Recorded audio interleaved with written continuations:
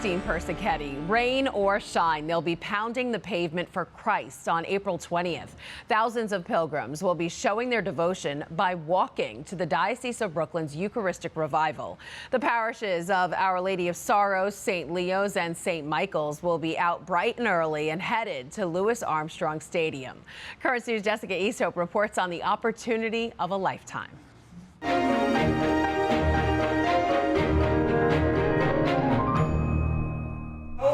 Our love for Jesus. Joy Uy is preparing her heart and her walking shoes to experience Christ like never before. I actually dreamt to have something like this as a diocese before, and I just realized it's about to happen without me doing anything about it, right? But just by the providence of God. She's going to be joining more than 2,000 others on the streets of Queens as they walk to the Diocese of Brooklyn's Eucharistic revival on April 20th. What is a Eucharist, guys? Joy will be on the pilgrimage with Our Lady of Sorrows, where she's a social studies and religion teacher. In class, she's leading her students toward a deeper relationship with Christ. I show them videos about Eucharistic miracles and just always constantly remind them that it's really the presence of God. St. Leo's and St. Michael's will also be walking, meeting up with Our Lady of Sorrows along the way. We'll be walking this way on 37th Avenue, all the way down. Pastor Father Manuel de Jesus Rodriguez says this is a chance for renewal. And in this time of Easter, it's kind of a motivation to continue living out the values of our Catholic faith, especially centered in the Eucharist as that's the core of our spiritual life. The National Eucharistic Revival, launched by the U.S. Conference of Catholic Bishops, is a response to a 2019 Pew Research poll that showed only 31% of American Catholics believe in the real presence of Jesus in the Eucharist. Remember that we are living times of disbelief. Even mass attending people struggle about accepting the real presence of Jesus in the Eucharist. So this is an opportunity for us to reboost this essential dimension of our faith. On April 20th, these pilgrims won't be able to hide how they feel about their faith. We are here showing up for Jesus, not afraid and not ashamed of our faith, of who we are. And that is the goal. In Corona, Jessica Easthope, Currents News. As you can see from Jessica's report, a lot of planning has gone into making the Diocese of Brooklyn's Eucharistic revival a reality. One person behind all of it is Father Joseph Jabino, Vicar for Evangelization and Catechesis for the Diocese of Brooklyn. He joins us now. Hi, Father. How are you today? I am well. So tell us a little bit about all of this planning. How long did it take? How many people were involved? It's a huge undertaking. The planning really goes back a full year. As you know, we had an October 7th event postponed to April 20th. What is exciting about using the United States Tennis Association Billie Jean King Center at Louis Armstrong is that it's all new. There's so many new pieces for us. Having to go through Ticketmaster for tickets, a new venue. We've never been at the tennis arena at Louis Armstrong before. It's just all exciting. Planning a procession, actually 3 processions, involving over 2,000 people. Wow. So it's been great.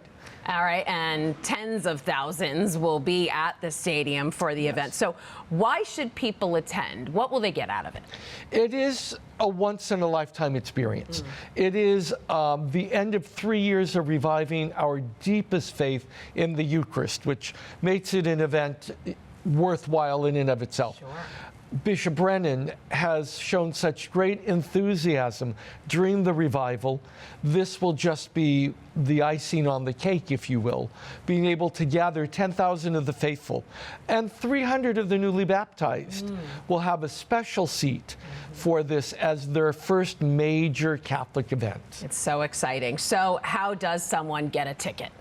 Right now, one would download the Ticketmaster app. Okay. Go through their parish and parish coordinator. Once the parish coordinator releases the ticket, then all they need to do is download it on the app, and you show your cell phone ticket at the doors. Now, if you don't have a parish coordinator or your parish didn't get tickets, the easiest way is to contact Christine Georgie at the Secretariat of Evangelization and Catechesis. Bishop Brennan did a promo for this last Friday, and it was released with the phone number and Christine's name. Okay. All right, great. So really quickly, what can people bring? What can they not bring? People can bring warm clothing. Okay. It's covered, but it will be a little chilly. Sure. They can bring a lunchbox size of food, snacks. No coolers, please. No big bags. Your bag will be checked at the gate, your personal bag. Yep. Very much like going into any venue now. If you've been to Madison Square Garden, you know how to do this. All right. So keeping everybody safe. Father Joseph Jovito, Vicar for Evangelization and Catechesis, thanks for being here and good luck. Thank you, and thank you for having me. As Father Jovito mentioned, you can contact your local parish for free tickets to the Diocese of Brooklyn's Eucharistic Revival. If they don't have any available, you can also email pilgrimage@diobrook.org or call 718-965-7313. And of course, you can watch the event live right here on Net TV. New York Cardinal Timothy Dolan says he is safe and secure after a missile attack during his mission trip to the Holy Land. His Eminence arrived in Israel last Friday. He's visiting different religious representatives and checking on current humanitarian efforts as the chair of the papal agency, the Catholic Near East Welfare Association, or CNEWA. While in Bethlehem over the weekend, Cardinal Dolan says he had to take shelter when Iran launched more than 300 ballistic missiles and drones against Israeli targets. He posted an update on his Twitter account. When you come here, you think of a couple things. Silent night, holy night. All is calm, all is bright. This Sunday in Bethlehem, all does seem calm and bright. And it is for us. We feel safe and secure. That wasn't true in the middle of last night when the air raid sirens went off and when we had to go down and seek security at Notre Dame Center. But right now things look good, and we're grateful for that. A spokesperson for the Archdiocese of New York says Cardinal Dolan will continue with his planned schedule. He'll leave the Holy Land on Thursday.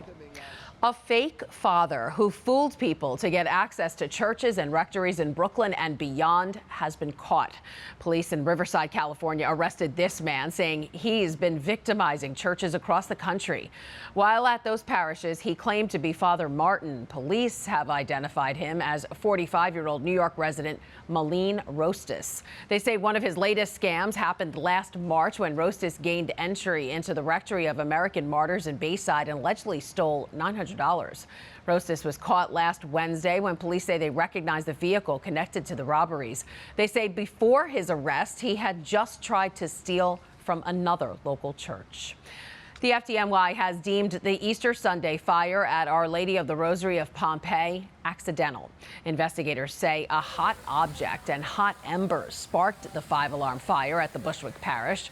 About 150 parishioners were at a 1 p.m. Spanish language mass on Easter Sunday when smoke filled the church. They quickly evacuated and more than 200 firefighters responded to the scene. While no one was seriously injured, the rectory and parish center were destroyed. In a statement, Bishop Robert Brennan said he's grateful the FDNY was able to prevent any further tragedy, saying their response prevented any loss of life or major injuries and saved the church building from the raging fire that engulfed the rectory and parish center. The respect and love for the church shown by the members of the FDNY was amazing. For now, the faithful of Our Lady of the Rosary of Pompeii are attending Mass at their sister church, All Saints. Bishop Brennan says the property lost to the fire has been safely secured and is pending demolition. Also tonight, 5 years since the fire that shocked the world. But from the ashes, a movement to rebuild the iconic Paris Cathedral, almost complete. I think we are at 85 or 90. A look at the reconstruction of Notre Dame, right now on Currents News. Hundreds of artisans, architects, and other professionals have been working on Notre Dame, all to fulfill President Emmanuel Macron's promise of being completed in 5 years. Now, on the grim anniversary of that fire back in 2019, officials say they are on track to hit their deadline for reopening. Let's take a look back at the timeline for the project. April 2019, flames engulfed the Cathedral of Notre Dame, one of the most iconic and ancient churches in the world. To see it go up like that, it's pretty devastating. An inferno so intense, many believed it would take decades to rebuild. Work began soon after, and now, just 5 years later, the Paris landmark is rising from the ashes. The president say we will rebuild this cathedral in 5 years. It's the words of the head of state of France.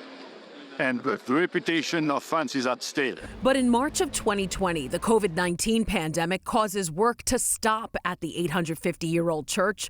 It resumes in June with a focus on removing the burned scaffolding that had surrounded the spire, which was undergoing restoration when the flames broke out. Spring 2021. 1,000 oak trees are harvested and transformed into timbers, which will become the cathedral's new spire and roof. Fall 2021, all of the burned scaffolding is now removed and work begins on the interior of the cathedral. The organ is dismantled and removed to be repaired and cleaned. The paintings are restored and the church is cleaned. Lead dust is removed from the walls, ceiling, floors, and stained glass windows, none of which were damaged by the fire. We had a lot of luck because all big artistic works here were not damaged. 2022, the cleaning and repairs continue as the cathedral vaults are restored and work begins on rebuilding the spire. Despite some doubts, workers are on track to finish in 2024.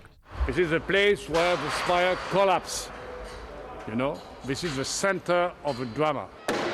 2023, significant progress is made. Almost 1,000 workers are involved in the reconstruction every day, either on site or in workshops across France. In December, a golden rooster is returned to the top of the cathedral spire, symbolizing Notre Dame's rebirth. To rebuild the spire, we had to build this scaffold, which goes through the vault.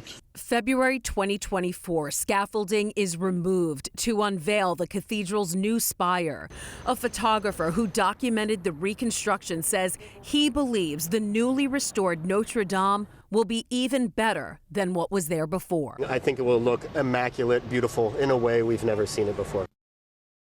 And we will get the chance to see the newly restored Notre Dame Cathedral at the end of this year. If all goes well, an opening ceremony will be held on December 8th and public tours will resume on December 16th.